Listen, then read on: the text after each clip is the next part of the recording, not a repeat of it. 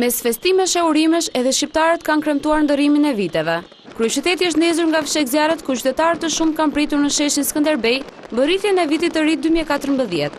Pas numërimit mbrapsht nisi edhe spektakli i fshekzjarreve në një atmosferë të ngrohtë dhe pa incidente.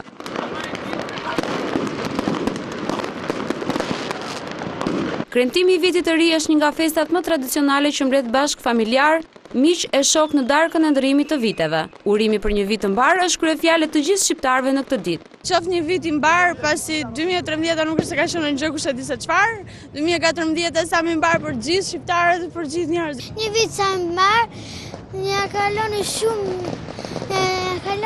shumë mirë. Shëndet, gëzim, lumturinë e gjithë njerëzit.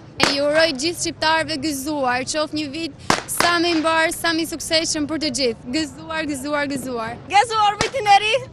Atmosferë fantastike, shqiptarët i duan shumë flakët me sa shoh. Është mesnat dhe këtu gjithçka shkëlqen. Kjo është një mrekulli që vetëm viti i ri mund ta sjellë.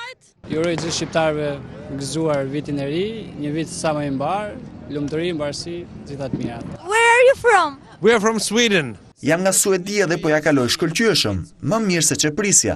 Jam pa fjalë, nuk më besohet. Është thjesht e mrekullueshme. Isha në teatrin e operës, jam i mrekulluar nga gjithë kjo atmosferë.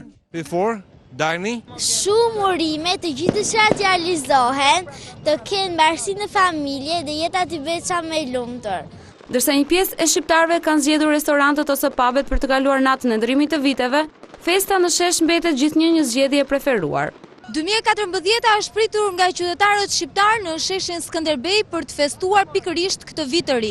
Por jo vetëm nga qytetarët shqiptar, edhe nga qytetarë nga vendet të tjera të Europës, të cilët kanë ardhur për të festuar 2014 në vendin tonë. Masat e ndërmarrë nga policia për mbarvajtjen e rendit dhe qetësisë patën edhe impaktin e tyre pozitiv, teksa nuk u shënua asnjë incident apo problem.